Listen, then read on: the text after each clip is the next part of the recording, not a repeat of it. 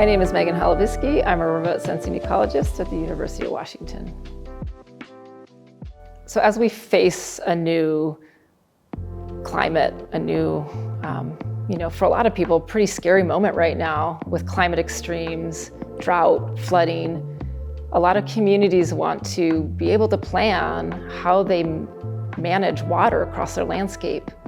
Wetlands are the places that hold water on the landscape, and they can be one of the best tools for communities to use to mitigate some of these effects of climate change.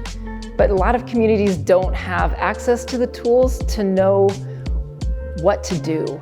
I mean, conceptually, we know that wetlands provide us with a lot of important functions that can build resilience, but how to move that into action is actually really difficult to do. Where are the wetlands? That's one of the first questions that a lot of folks ask. What are they doing?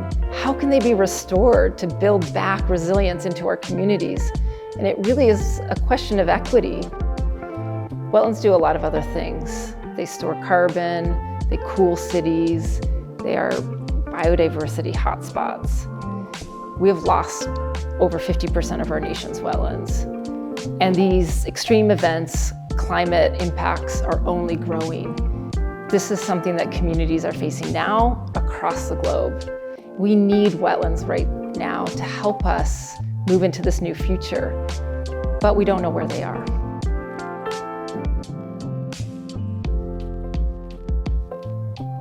Wetlands are one of the most complex ecosystems to map and monitor. They are incredibly variable. They are very dynamic, and it can be difficult to understand what is normal and what is abnormal fluctuations in water levels in wetlands. Because they're so complex, they have lagged behind other ecosystems in the development of tools that map and monitor these ecosystems. We've been working with partners in Washington State, in the US and Africa for decades, all asking similar questions. How can they use wetlands in a way that can help build resilience in their communities? We're here at the Chinook Wind site. This is a 6-acre created intertidal wetland. This wetland was created to provide off-channel rearing habitat for salmon smolts. I'm Mason Bowles. I'm a wetland scientist with King County. This was before a very large hotel, and I would have been under the dirt right now. So we moved 80,000 yards and brought in new soil, created a new soil community, a living soil community, and brought in the plants. And you can see this site, it's about a year old now. And it's an example of restoration that we can do in urban environments. We're starting to do things now in Seattle and King County, where we're retrofitting our stormwater ponds to become urban stormwater parks. Many of those stormwater ponds are functionally wetlands.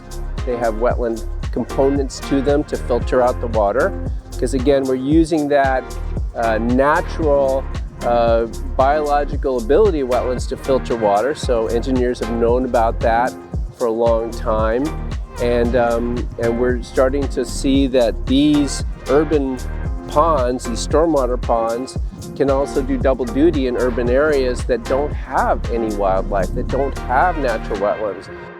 Using geospatial technologies to understand what's going on the ground is critical, because we can't afford to visit every piece of ground where we might think there's habitat potential. We don't have the labor power, we don't have that kind of money, but we can use geospatial intelligence to help us sort through the landscape and find those sites that do have or might have potential value in terms of providing ecosystem services. Our tool helps identify where wetlands are, where they used to be, and what wetlands can be restored. Our tool uses satellite imagery, aerial imagery, LiDAR, other data sets through machine learning to be able to not only identify where wetlands are, but also to predict what they do, to measure their specific functions that can help us identify how they can be restored and protected to help face into this new future that, is scary for a lot of folks. My name's Maureen Ryan. I'm an evolutionary ecologist, and I work with wetlands and wetland species.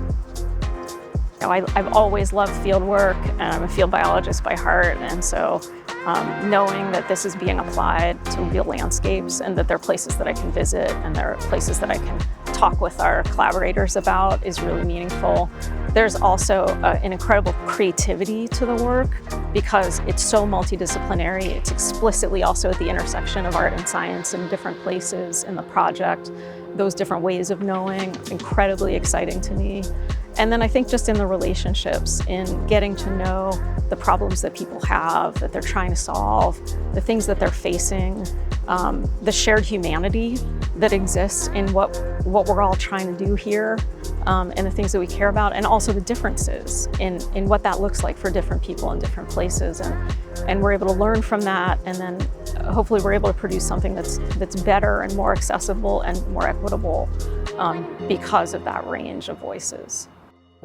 I think what's really exciting about our team is that we bring together 12 different areas of expertise, 12 different disciplines, and it's really through the interconnections across those disciplines that we're able to address the kinds of questions that communities are facing. And that includes the work with our partners who are in different geographies, different parts of the country, different parts of the world, that we're able to maintain a level of collaboration and engagement that is really different than what was possible 10 or even 5 years ago.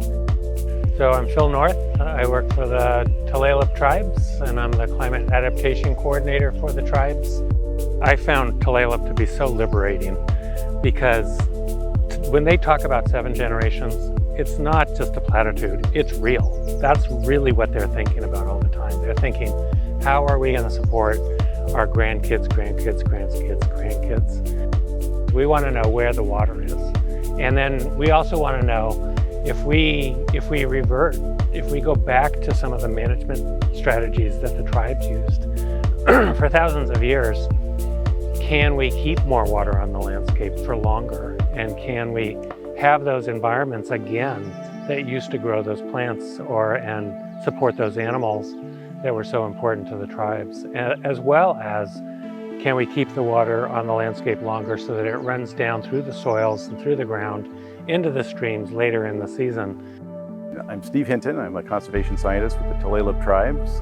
We've got all of this carbon in the air, and we've got to have a varied approach to trying to deal with it if we're going to survive as a society. And half that equation is firmly ensconced in nature itself. Half that equation. And we're going to have to come up with some creative engineered solutions, but there's no way we'll get there without holding on to what we have in nature. And when you think about wetlands in particular, or forests, those are some of the most powerful carbon sinks that we have. Using remote sensing techniques and then coupling that with powerful modeling tools, we're able to accelerate that at, well, AI speed so that we can really kind of get a better handle on what's out there and what we're losing and what we need to, where we need to focus our efforts. So when we're trying to think about different management strategies, having a roadmap that helps, a tool, a powerful tool that helps us understand where maybe we can be most effective on the landscape and kind of deploying these techniques, that is it's essential to our work. Our models are scalable. They can be run on a single individual wetland or an entire watershed. The algorithms that we have developed can be scaled across a continent or to a different continent. This is the power of machine learning and remote sensing, is we can develop these scalable solutions that can be run for the United States, but also can be run for countries across Africa or other places in the world. The current state of wetlands in Africa, like much of the world, it's not good. Wetlands are being lost at a really fast rate. And this is because, of several things. There's issues of urbanization, increased agricultural work, as well as, of course, climate change. But we know that wetlands in Africa sustain a lot of livelihoods. A lot of people depend on them, not just for food, for water, but also for things around flood mitigation and things like that. If they're lost, it has an impact, a direct impact on the livelihoods of people that depend on these ecosystems. So it's important that we know where they are, what kind of wetlands they are, how they're actually supporting the people around them, what's happening to them as a result of, agricultural expansion, urbanization, climate change, and what can we then do to stop any further degradation and restore any other places that have been severely impacted. To me, a picture is 1,000 words, and we start off with pictures, either aerial photographs or satellite images. So once we bring those pictures, often we sit as scientists looking at these images and have some really fascinating and exciting conversations about the landscapes. The models that we produce are scalable. They're scalable because they're spatially connected. So we can look at an area like a wetland, or we can look at a whole watershed. Really trying to look at how wetland functions and values change over time, specifically on agricultural land. The public benefits, the water quality is the big thing here, like everywhere else. But yeah, the wildlife benefits, the community benefits, the agricultural producers benefit.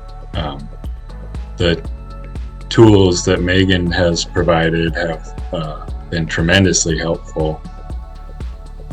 I think we're really facing an uncertain future. In a perfect world, these tools would help communities feel more empowered. They would be able to make decisions around how the water is managed in the landscape, how to build resilience into their neighborhoods, into their communities, into their properties. In a perfect world, I think our tools would be a game changer in how we think about water on the landscape and how we use nature to help mitigate some of the impacts that we're all going to be facing into the future. I hope communities can feel like they have these tools for them that are just in their backyards, in their neighborhoods, in their communities. It's nature, it's always been there. We just have to let it breathe.